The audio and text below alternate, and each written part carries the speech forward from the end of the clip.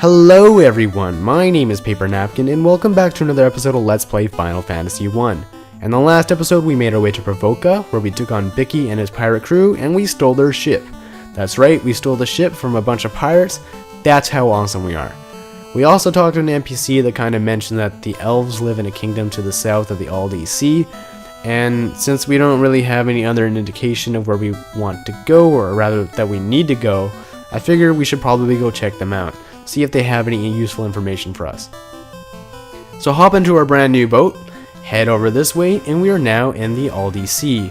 And not surprisingly, random encounters in the Aldi Sea will often involve water-based creatures, so if you have lightning on your red mage or black mage, feel free to use it because it will pretty much ensure a one-hit kill. And the first enemy that we're coming across is the Sahag, or as it's later known as in Final Fantasy series, the Sahagins. I always used to call these things sea hags just because I thought maybe they forgot to put the E in there, but no, actually that can't be it because they're limited to 5 characters. Maybe I just thought that they didn't put the E in there because of the 5 character limit. But needless, they're not called sea hags, so if I do call them that, feel free to, slap my hand or something, slap my wrist. But also Sahagins is a really difficult word for me to say, I don't know why. It's one of those words that you say over and over again and it just makes less and less sense. Not that Sahagin is an actual word outside of Final Fantasy, but it might be. I could be wrong. Maybe it's something like Japanese culture. If someone knows, go to Google or Wikipedia, look this up and let me know. I'll probably look it up either way afterwards. But as you can see, these enemies are not too difficult. The only bad thing about them, I wouldn't even consider it a bad thing, is that they come in groups of, 3 or more, and if you're sick and tired of leveling up on ogres at this point, gaining gold from ogres, these guys are a pretty good alternative. 180 gold, not too bad. There are also a lot of other enemies in the ocean here that give pretty good gold, so if you're sick and tired of ogres, might as well come this way. Enjoy the nice music, the cool ocean breeze against your, golden locks of hair. If you have hair, maybe you're bald. Enjoy the ocean mist anyways. Anyways, I kind of digress quite a bit there. If you come down this way, this is Elfland, which is renamed to Elfheim in the later games, I believe. I prefer Elfland just because Elfheim is another one of those weird words to say. Actually, a lot of the new words that they put in the remake are a lot harder to say. And at this point, I want to make sure I talk to all the NPCs around this area because I had the tendency, I noticed this in the first couple episodes, I had the tendency to skip over a lot of the NPCs, which kind of point out where to go, because I played this game so many times before and I do know where to go, but I realize it can be really confusing for you guys, so I'm going to make a best attempt here to talk to most of the NPCs so you do kind of figure out what's going on. And if I don't, let me know. I'm always happy to accommodate other people. If I'm going through the text too fast, that's something else I'm kind of worried about, but let me know. Astos put the prince to sleep. Please save him. I guess I could do that. I'm a pretty nice guy. I can do that. What do you have to say? Without warning, Astos attacked our castle. Oh no. And the prince was laid under a curse and he ransacked the treasury. Well, that's not very nice. Why would he do that? Why? I guess this is the throne room, looks like it, and I'm guessing this is the sleeping prince, and yes it is. According to this guy, Astos' spell, only a herb can wake him up. Didn't someone mention that Matoya has some herbs?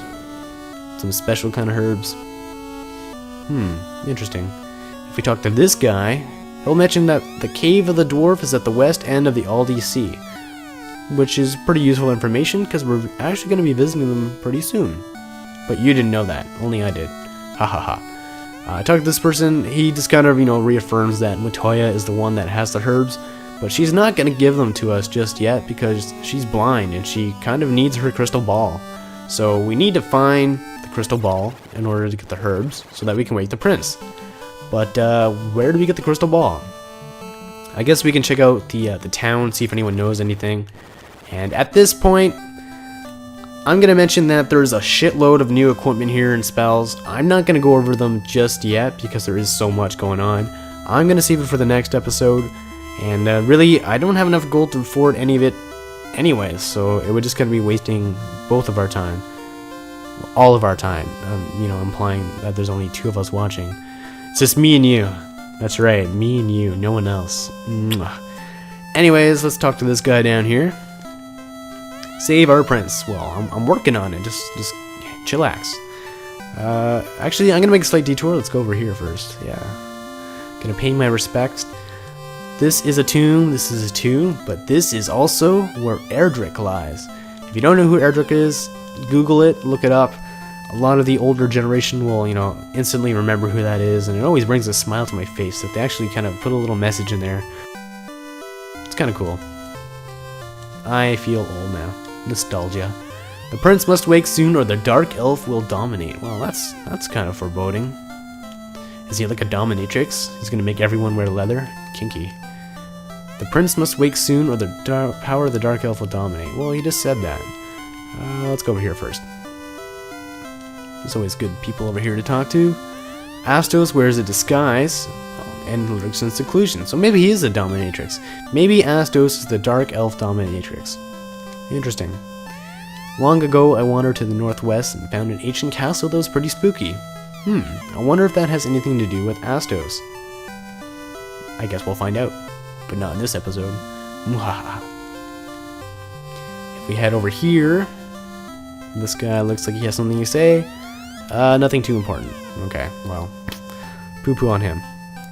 Talk to him. Swords and armors made of silver are very powerful. Very powerful indeed. If you come across any of this equipment, enjoy it. It's so good. It's so good in this game. It's good in the remakes too, but they kind of made it so you can't get it as early as you could. But I'll talk a little bit more about that in the next episode. If you come over here, it doesn't look like you can actually come over here, but you can. This guy mentions the prince was to become the king of Elfland, which is kind of obvious because he's the prince, and that's how most hierarchies are that involve royalty. Yes, quite. But doesn't seem like they know anything about a crystal ball or a crystal orb, so we might as well go check out the dwarfs and stupid random encounter. Blah. Everybody look at me, I leveled up. Oh yeah, level 5, level 5.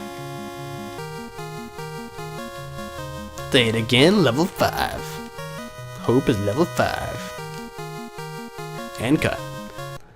And so if you head over to the dock over here, as you mentioned, that one NPC mentioned rather, the Cave of the Dwarves is to the west of the LDC, so what I tend to do, what do? I tend to go to this little nook here, shoot straight up, and it should take you to Corneria. Oh, I forgot to mention that now, since I'm level 5, if you take a look at my fighter, he now has a hit percentage of 32, which means he can now get that second hit in, which is going to be huge coming up, and from now on. But as you can see, straight shot to Corneria. At this point, if you go left a little bit, you should come across another port soon, I think. Yes, here we go. Up here a little bit more, and wow, it's really up here. Kind of forgot how north it was, but if you come over here, and you make your way down, making sure to avoid random encounters with wolves, and you'll eventually reach the dwarf cave, which kind of looks like a cave. Oh, and we have a new enemy. This is an asp. This is something you definitely want to keep an eye out for. It's the first enemy in the game, at least that I know, can poison you with its physical attack, and well, there you go. That's perfect indication. I don't even know if I have a cure potion now. Or rather, a pure potion. This might be bad. Let's take a look here. Oh, I don't have one. Oh, what am I gonna do now? I have no means of healing this. Well, what happens when you're poisoned? As you can see, your party order gets changed around a bit. The person who's poisoned gets put to the bottom. You can switch them. But one of the bad things about being poisoned, if you walk around, you get this really weird noise.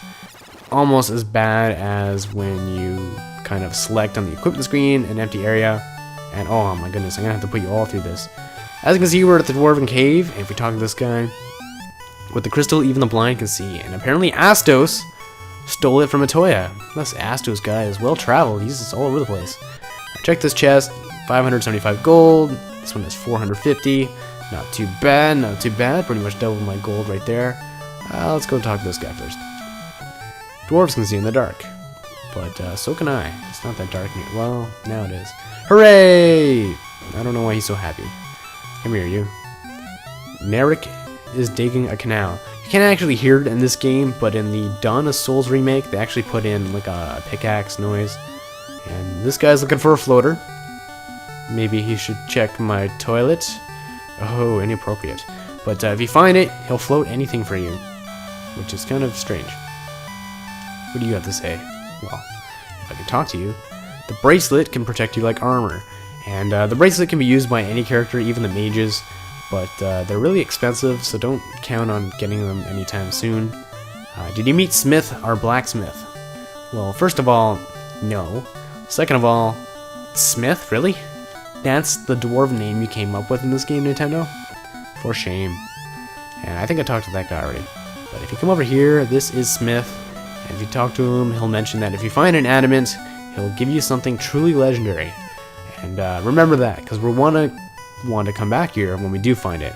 It's definitely worth it. But you do need to have a fighter for it to be worthwhile. Spoiler. Talk to this guy. The earth is slowly rotting in the west. That's kind of a weird thing to say. That sound, we already know what that sound is. But if we head down here, and I apologize for that really annoying sound. I thought I had a pure potion. I must have sold it or something. Maybe I used it by accident. If we talk to this guy, he is looking for some TNT because, you know, it's dynamite. And he wants to construct a canal. But, so, let's kind of recap of what's going on here. Astos put the elf prince to sleep. In order to wake up the prince, we need some herbs from Atoya. But in order to get the herbs from Atoya, we need to get the crystal ball, which Astos stole from Atoya. So we need to find Astos.